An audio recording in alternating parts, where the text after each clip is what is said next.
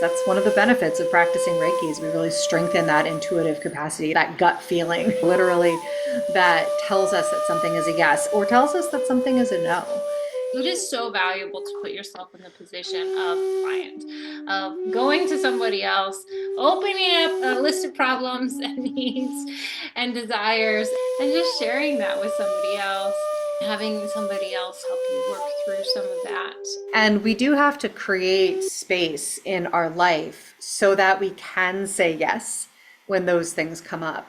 Welcome, friends, to the Reiki Women Podcast, an exploration into the profound depths of the system of Reiki from a Japanese spiritual perspective and how that relates to our modern lives. We are keeping it real to Reiki's origins, challenging the New Age stereotype that things like crystals, chakras, and angels are authentic aspects of the system. I'm Bronwyn Logan, and when I'm not writing best-selling books about the Japanese system of Reiki, 75,000 readers and counting, I'm here debunking outmoded Reiki myths and coaching individuals and groups through my website, Reiki with Bronwyn.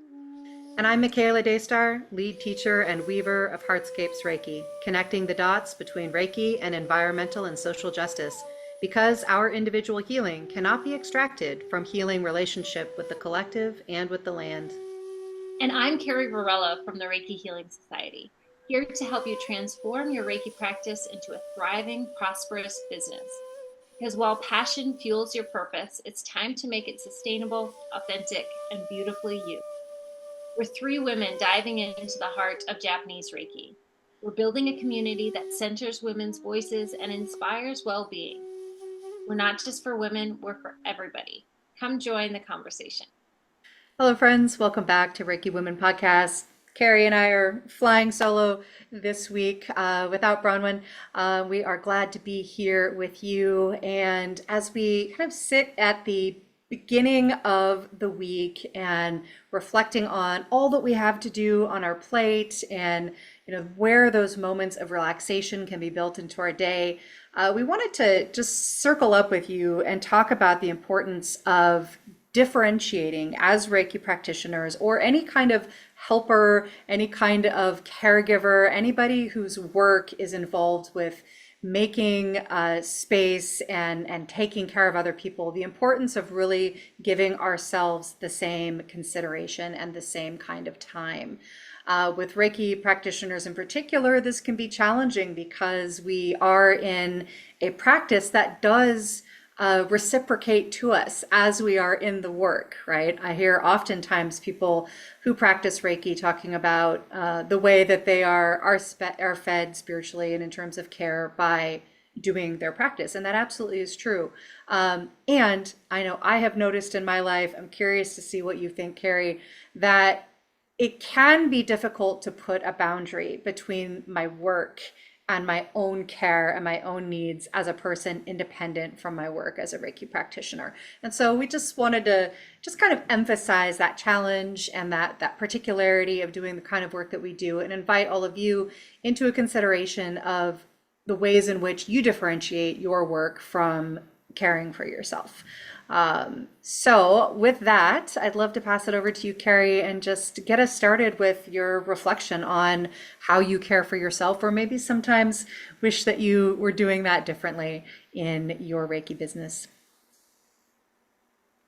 Well, thank you so much. Yeah, that's such a good introduction to this topic. And it's one that I think it's so important to look at and really, take time out of your schedule once a month, every few months, every 6 months, really reflect like, where have I been taking care of myself? How have I been taking care of myself? Am I taking care of myself? And as you mentioned, Michaela, as facilitators, whether we're facilitating a Reiki session for our clients or leading a Reiki training or, even just, facilitating a talk or really anything else in your wheelhouse as a healing arts practitioner.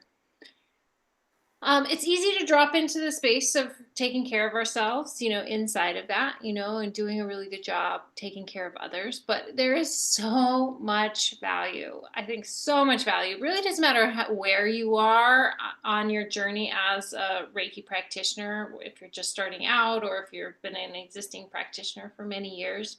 It is so valuable to put yourself in the position of client, of going to somebody else, opening up your list of problems and needs and desires, and just sharing that with somebody else, and having somebody else kind of help you work through some of that. And it's not only will it be supportive for you, just for you, but it really helps us remind ourselves the position that our clients are in, when we're working with them too. And how helpful it is to, to speak clearly and, provide a good frame for the work that you're going to share together. Or, in my case, teaching a yoga class, it's always so good to just receive another yoga class from another yoga teacher, because there's always different ways that they cue it, or flows that they do, or poses that just are like, oh, so lovely and divine. And to really step out fully of the role of teacher and just, be in a practice, like there is so much value in that. And it can be the source of just incredible inspiration, and, beyond just filling your cup, because you need to do that when you serve other people and are really deep in their own challenges, energy issues. It's so important to not come to a session completely empty. And yet, the dynamics, we talked about spiritual capitalism on our last episode, dynamics of money and making money and needing to make money. Sometimes I think, especially if you own your own business, it's hard to prioritize money to other practitioners. But the good news is that you can actually do a lot of trades with Reiki, which is one of the ways I, get massage and other, hands-on healing into my life for sure. Yeah. So, I know this is kind of a broken record. We're speaking to the choir here. So if this seems a little bit like trite or like grandmothery or something like that, motherly, to all of our dear listeners, well, you might just need to take this bitter pill and get yourself some self-care, because you probably need it. You're probably too. Um, and yeah, and I guess so. I'd like to just mention that. So right, and then there's a difference between self-care that involves, you going for an hour and separating yourself from your life from an hour, an hour and a half, or even a weekend workshop or something like that. That's one thing. But another thing is like a deep immersion into your healing. And I never, I kind of always thought of that as a little inaccessible for me sometimes, financially or otherwise. And especially as a mom, it's been a big obstacle for me to like do that kind of work. But it's also very important, like super, super important. And I had the opportunity to go on a weekend yoga retreat over the weekend, and I just was really deeply and humbled and reminded, like, oh my God, like my bones needed this, my whole body, my whole system needed the time to really set all of the other stuff aside and put myself first and put myself in this place of receiving and being in that for a whole day, for a whole weekend. And I certainly could have stayed there the whole week, and so kept getting more and more support and clarity, and could have benefited so much from being in my practice for a longer period of time. And so I think if we're very financially sensitive, sometimes we're like, oh no, I shouldn't, do this, or shouldn't spend money on that. We're really not taking very good care of ourselves, and we're not open to the opportunities that do present ourselves. And maybe they are for us more than we ever really realized that they were, but because we don't prioritize our own self-care unless we really have to, or if you struggle doing that, if you struggle seeing value, if you struggle taking the time for yourself, it will lead to burnout. It will lead to some serious consequences down the road. So, yeah. Anyways, those are my introductory thoughts. What about you, Michaela? Yeah, I think as I was thinking about this topic, that the two questions that came up, one are like, what are the real life challenges that I've seen and that I see others to prioritizing self-care? And then secondly, what are the forms of self-care that are different from like getting a Reiki session or going on a retreat, like these things that kind of are amazing and we absolutely need to prioritize for ourselves. And I'm like, what are the things that we don't necessarily always think of as self-care that contribute to an ongoing sense of well-being? And oftentimes in that category, when I really dig into it's not always things that I like or that I want to do, but there are things that are important to do, again, to contribute to well-being. So those are the two directions that my mind went. So when I thought about challenges to particularly the type of self-care that you were speaking of, there were a couple of surprising things that came up for me, a little bit humbling. The first one, especially when I thought about like more robust opportunities, like going to retreats, like taking other classes, things like that, which absolutely I agree are important to work into our life as much as we can.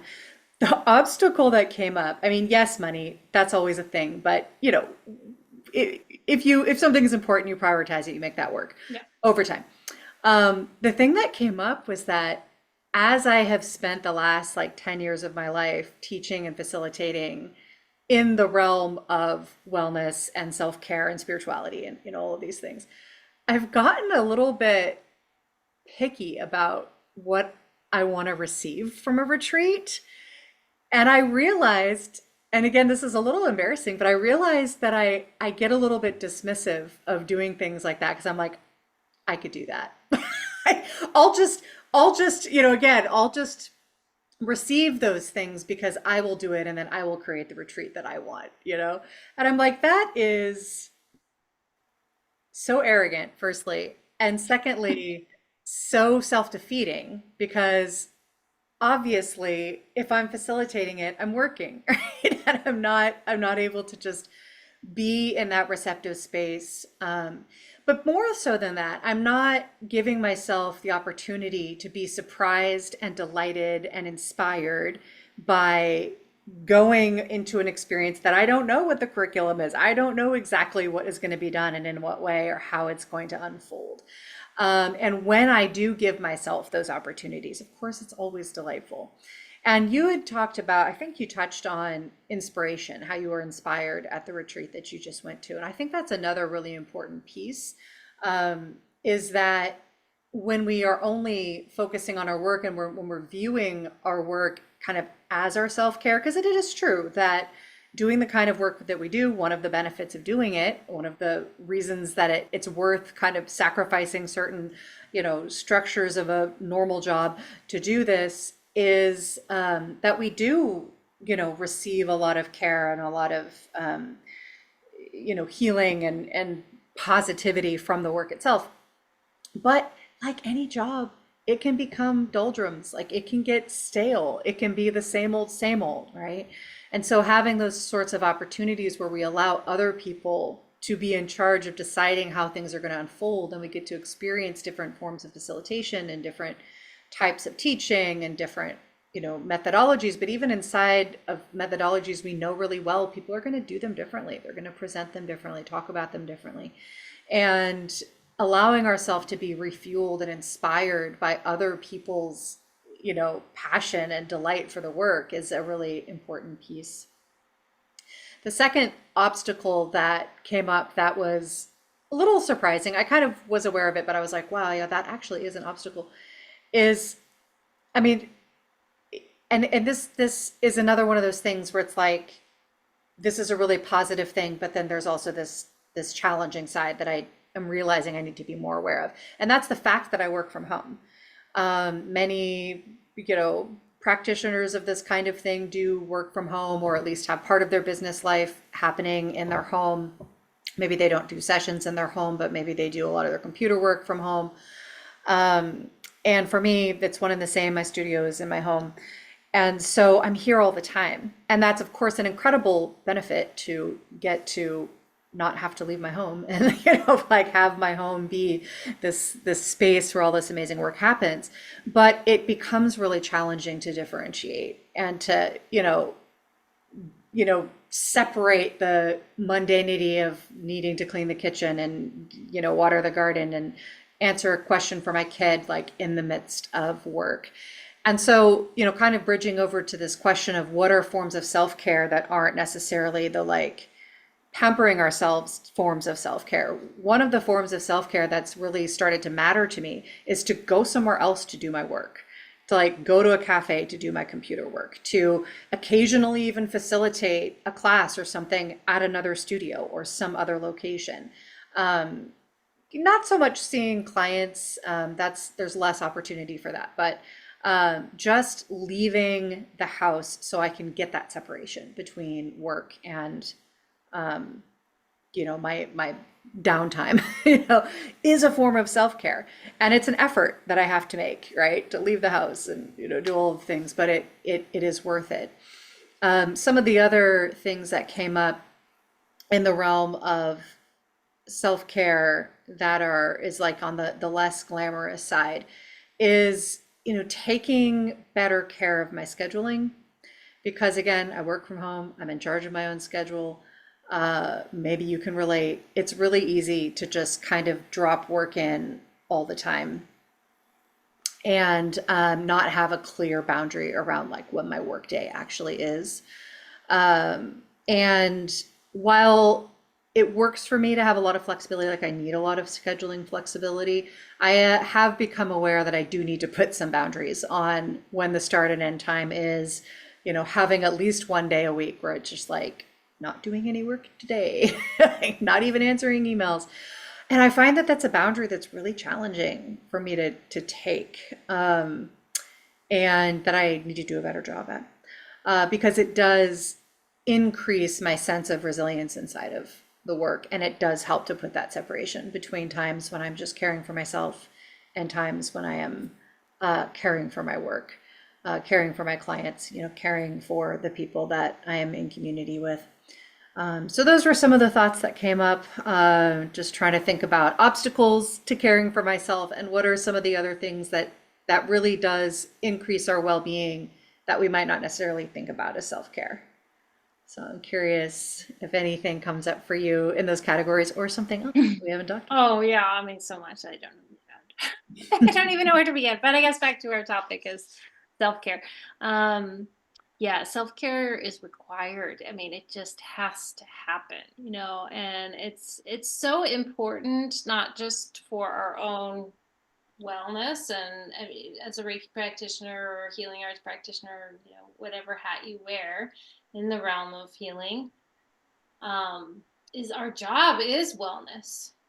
Our job is to break down those barriers within ourselves that tell us like, yeah, of course, I need to block off this yoga class every week because this is my class and it feels really good. And I need to not let life keep intruding on that time I have for myself, right? Yeah. To really prioritize it. And to recognize that we're also battling that for our clients, holding space for them to kind of swim out of the white water in their lives and like get this 1 hour, this one oasis, this one moment of, rejuvenation in the midst of our busy lives. So it's just really, and I think that sometimes if we're forgetting that, it's just really easy to slip into like some kind of codependency attitudes where we're really like lowering the bar of our own needs. We're setting those aside. We're doing all this work for everybody else. We're going to start to get resentful. We're going to start to feel burnt out. We're going to start to feel unfulfilled. We're going to be uninspired. And it's going to make the work a lot harder for you It's going to be a lot harder, and your clients aren't going to get as much out of it. And so, I mean, I don't think it sounds kind of silly to just be so, matronly about it. Like, you need to get your self-care, but you really do. Like, and if you're, a blooming Reiki practitioner, like a just kind of starting, I think you need to be really, really focused on your self-care, because you're learning so much and you're growing so much inside the practice that you need to really take the time for yourself and really set up your life in such a way that you can do that well. And then I love where your kind of train of thought took you, Michaela, just to like scheduling. Like, where do I fit this in my life? Where am I being really loose and goosey about my boundaries of time and energy? And when can I firm those up a little bit, So I personally take time every week to just block off my calendar, like, and kind of as the week gets closer, I'll block off whole sections of time, hours of time, because I know I'm going to need to be working on filming videos or working on marketing or something like that. That really is very time consuming, and it takes me away from doing the work with my clients, which I don't love that, but it also needs to be done. So I have to like find those buckets. And I found that it is really helpful to have very specific windows where you're offering Reiki treatments and just saying, this is the time I have for sessions. And I'm not going to like open up my calendar 7 days a week for sessions. No heck, no way. Just don't do that. Don't do that to yourself.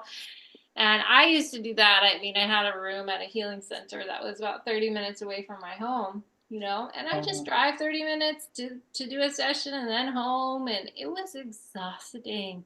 Yeah, exhausting. that's a lot. That was a lot. And really things shifted so much for me. I was really scared to make the leap, but I found kind of a different healing center in a different situation where I was blocked off just an afternoon or a half day of time that I offered my sessions. And it was a real game changer for me, because I could just do the sessions back to back, and I could just really be in my own Reiki space and kind of in that space, and have that a little bit more condensed time for my clients. And of course, then I could set up my day a little bit better, so I can make sure to get whatever self-care I needed in earlier in the day, so that I was just really clear and centered, and or hopefully really clear and centered and grounded for my clients. Not always is it that way. Sometimes we walk in like a tornado. We're a mess just as much as everyone else, and that's such a beautiful thing about Reiki, is that it helps us get into that right space. But it takes time. It's a journey. It's not something that happens overnight. But I guess here's another thing that I guess I would throw in there, is that sometimes the universe just opens up these windows for you. And that was certainly my journey. And like a time where I got the opportunity to go to Bali for a month and do a yoga immersion there, and really had to step back from the work, really had to say, oh my God, this is an amazing opportunity. And it was really scary to not work for that month. It was really scary to make that leap financially and otherwise, but it was an opportunity. And it was like, this was like the bonus, the Christmas bonus that the universe was giving me, and I had, I wanted to take it, of course. And so, sometimes it's weird how like even the good things can cause us a little bit like discomfort, like, wow, like this was so big, such generous, amazing, beautiful gift. And taking it in was medicine, absolutely. Yeah. And so other opportunities in my life have kind of sprung up that way. We're just like, like taking this week off or this weekend off, or going on a big trip, and having it be kind of work related, but also really a time for me to be doing something that feeds my soul. So Yeah. I mentioned this in that last episode about spiritual capitalism, but one of the things that our business training mentors in the program where we met really emphasized was this question of how many hours do you want to work in a week?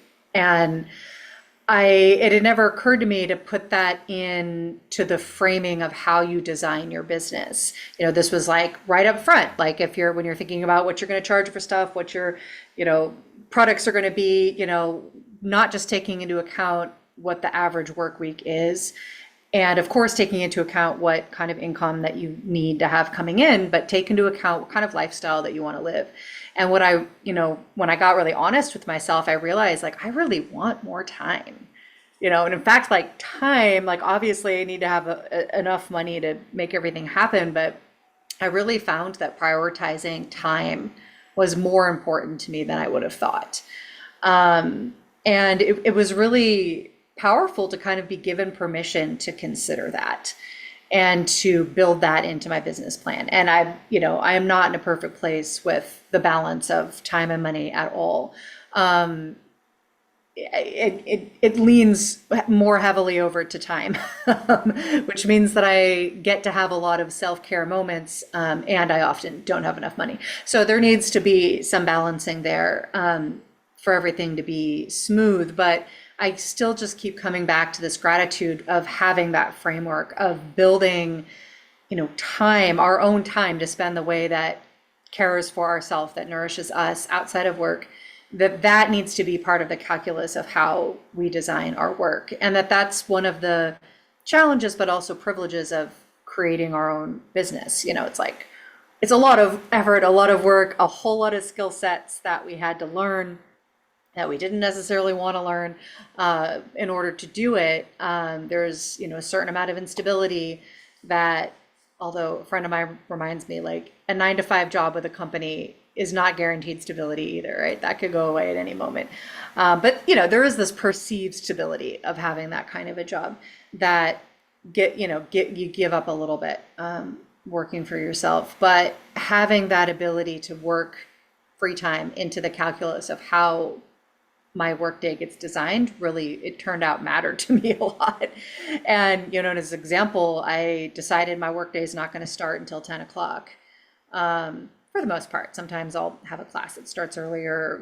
Obviously things come up where I make an exception, but generally speaking, my calendar doesn't open up until 10, and, I don't schedule classes before 10 if I can help it.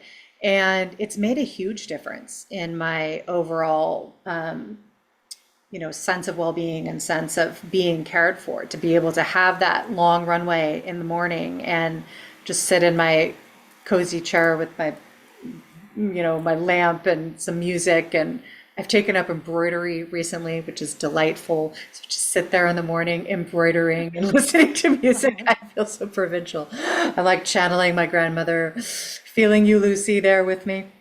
It just makes a huge difference to my life. And the other piece that makes a difference that I still have to work on for sure is that saying no is a form of self-care. Setting boundaries with what we do and don't do. And I am definitely I want to do all the things. I want, any opportunity that comes, I feel like I should say yes.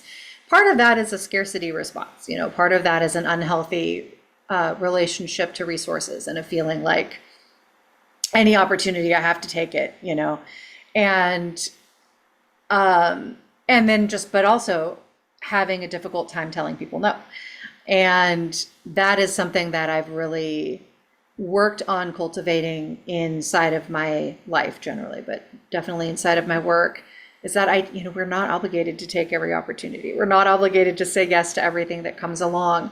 And when we really can feel that yes, like in our gut, in our hara, like that feeling of like, yeah, this is, even if this is hard, or this is, I'm not super clear on how to do it, we know when it's really a yes. That's one of the benefits of practicing Reiki, is we really strengthen that intuitive capacity, that gut feeling, literally, that tells us that something is a yes or tells us that something is a no. And I always want to emphasize that saying no to things, setting boundaries, being clear about what is a yes and what is a no is absolutely a form of self-care, because the things that are going to burn us out ultimately or generate resentment are often going to be those things that we should have said no to, but we said yes. And the last thing that came up when I was listening to you, those little gifts from the universe, knowing when to say yes to those, even if it's edgy. And I haven't had like a trip to Bali version of that. It's awesome. But I had a little mini version of it recently, which is that it's my best friend's birthday in a couple of weeks, and she lives up in near Seattle, which is 2 states away from me. And she was like, "Oh, I wish you could come up and visit for my birthday." I was like, "Oh, I can't afford it." And so she asked her mom to give me a trip up there for her birthday. So we got to, we'll get to spend 4 or 5 days together for her birthday, just doing whatever we feel like doing. And, again, just so grateful to have put in the effort to create a container for my work that is so flexible, because I can teach my class from up there because it's on Zoom, and I can, block off that time for in-person sessions. And if somebody wants to do a phone session, I can make that happen from there. And so just appreciating the flexibility and the ability to say yes when an opportunity like that comes up. And we do have to create space in our life so that we can say yes when those things come up. If we're so rigid about our schedule, or we feel constricted in what we believe is possible, or what we believe we can fit inside of, if we feel rigid around like the timing of things, well, I only take vacations during the summer over Christmas or whatever, then it's going to be really hard to say yes to opportunities like that, or even to notice them, or seek them out. And I've had experience like that where I'm just like, I have an assumption that I can't do a certain thing because I have a rigid mindset around what I can and can't do. And again, it's a form of self-care to work on those types of mindsets and to build flexibility into our mindset and into our lives, so that we can be more responsive when opportunities to do something unexpected come through that might really feed our spirit and feed our inspiration and give us an experience we didn't expect. Well, speaking of money, have we talked about who's sponsoring this podcast, by the way? We have not, ma'am. We have not talked about it this About that. episode. Okay. It's about time. Okay, well, now is our time to take a break from the conversation and to acknowledge and recognize that you, Michaela, me, Carrie, and Bronwyn, we take free time out of our day to make this content and to edit the video. Well, Bronwyn does all the video editing, and She does. seriously give her a wave, because she is an angel for that. That's a huge amount of work. And so, this is not free. Really, free is not free. Free is not a free lunch. It's not free for us. It's time we could be spending doing other things that, earn us money. But we do it, it's a labor of love, and we do it of service, right, to the larger Reiki community. So along these lines, I'm just going to grill you a little bit. Michaela, do you mind? Do you think your pricing structures are sustainable? I think that my pricing structures tend to lag behind sustainability. Okay. Yeah. I have an offering for you then, my friend. This one's for you and for anyone else listening to this episode, is that I'll be presenting at the Reiki Business Summit. Michaela, you'll be there with me presenting too, but we're going to talk about our rates. And all that you're talking about, Michaela, is a classic sign that you're not charging enough. That your best friend's mother has to pay, give her a present so you can go up and visit her for the weekend. Probably sign not charging enough money. And when we're not charging enough money, the world is like a little box. We're in our little stuck thing, and yes, it's okay, and maybe it works for now, or will work for a period of time, but it doesn't give us that freedom that we really need to live. And And especially if you've been a practitioner for a long period of time, it's really good to reflect on, well, have I hit a plateau in my business? Because really, this is the maximum amount of people I can serve, and this is the most that I can do as a one person shop. And I've hit that limit many times and seen kind of this plateau financially that I reach. And it's because my pricing isn't competitive enough, and that I have reached the limits of how many people I can serve. So it becomes important to really look at your pricing again from that perspective, not only from the beginning of when you're starting out as a practitioner, but also as you're going through it. So Yeah. that's what I'm going to be talking about at the Reiki Business Summit. I'd love to have you all there. And it's a tie-in to a course that I'm introducing next month on moving from Babylon to Avalon, and how do we really make the healing path, the healing arts path, sustainable for us, and recognizing, the things like health insurance and 401k and all of the things that maybe don't get filled when we're not charging enough, or we're not, earning enough in our preferred professions. So that's even a deeper dive into really exploring your pricing structure and looking at your money blocks, and looking at, those resistances that come up around, charging sustainable rates in our Reiki business and in our healing arts business. So that's what's cooking in my kitchen. What about you, Michaela? What's I love cooking in it. yours? I love it. Yes. Well, yes, I will also be at the Reiki Business Summit there with you. I will be speaking about how to create really high quality and spiritually potent online teaching experiences. And I look forward to that because I have spent a lot of years developing structures and practices for teaching well online. So I look forward to sharing that with folks. I also wanted to share an upcoming class coming up in June. This is a class that combines my two primary practices that I offer, which is, of course, Reiki and Soul Collage.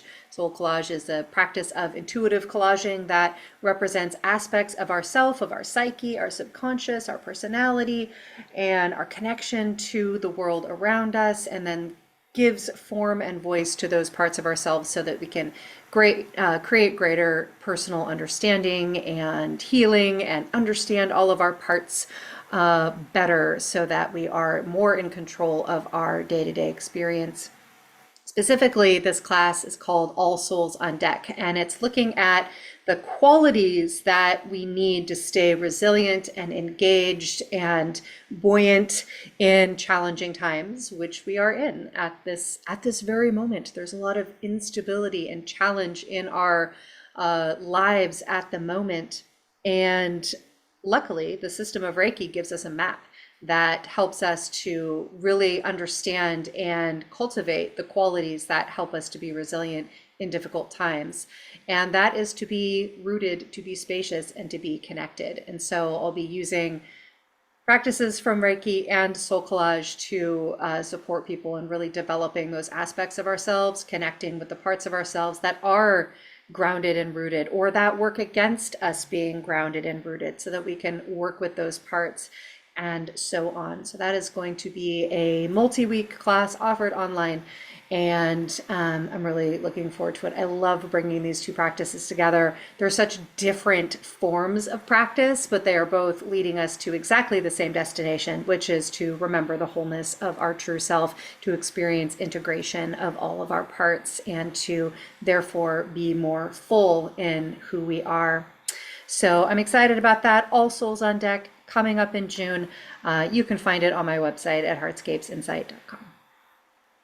Now, back to our regularly scheduled program. Carrie, I wonder if you have some final words for us on the topic of how to integrate self-care into a self and others care business. I think we touched on a lot of really important threads. And first of all, one of the important threads is the time piece, right? So how do you want to spend your time? You talked about, I don't want to start my day till 10 a.m. I don't want to start seeing clients. I think that's lovely, right? So there's that piece. And I'm still like, for me right now, mornings are kind of like the most productive moment of my day, where I'm clearest, I'm less distracted, and I can just sit and focus and do the things that I don't really love doing. So that 10 a.m. thing doesn't really work for me. But it is like this feeling of, when can I schedule an hour-long practice just for me? What routines and rituals can I add to my day so that I feel really grounded and present with myself and my challenges, having that time for myself so that I can be that much more clear and centered for my clients? Like, how do I structure my day in such a way, and my week in such a way, that I can do that both for myself, but know that that's also an offering for my clients, and I get, to set up the structures in such a way that I'm, I'm really setting myself up for success in the sessions and in my time with my clients. So there's that piece. I think there's the piece around money. How do we afford the self-care, and how do we make it work, when we're just starting out as a practitioner, or an existing practitioner, or even somebody who works a corporate job, and it's a struggle, right, financially, to get our needs met, because we're living in such crazy times where inflation is hitting us all so hard.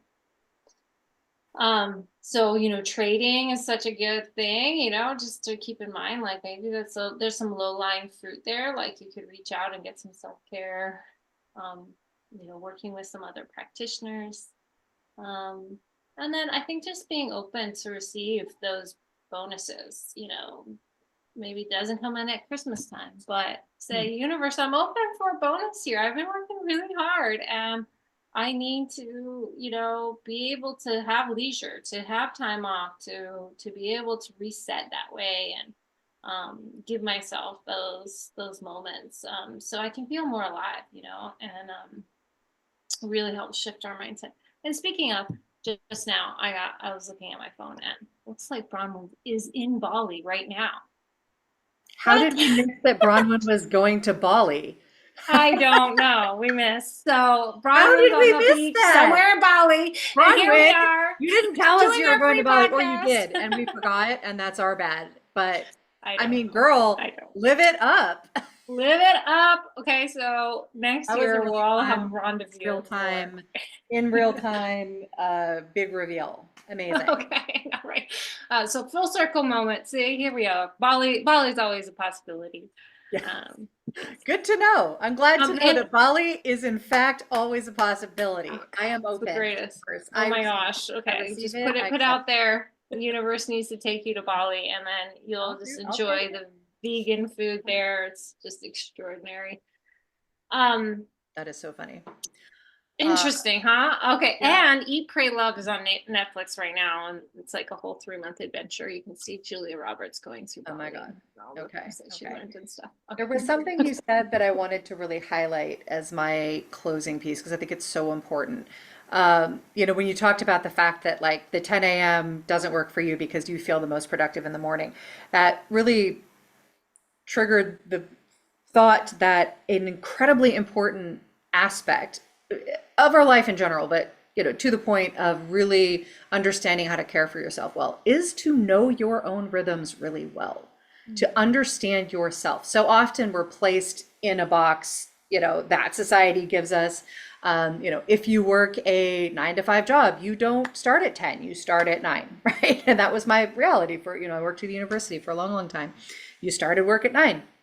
It took me a while to realize, like, oh, I really I'm not worked up to that point of, motivated, clear, ready to go until I have had this long runway.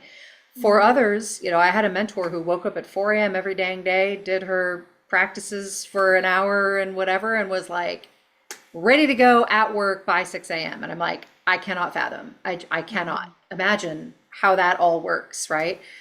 Conversely, I might be, making slides for my class at 11 p.m. and be very happy, very motivated, very active, ready to go, creativity. I'm often most creative late at night.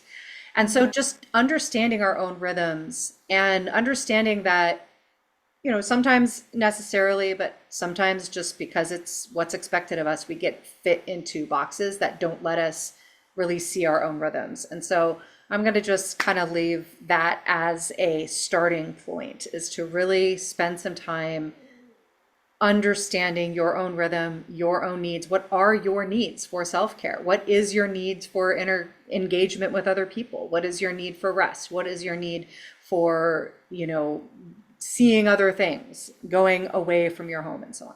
So know thyself as the beginning point for understanding how to actually structure your life and your work and your self-care in ways that are truly supportive and sustainable for you.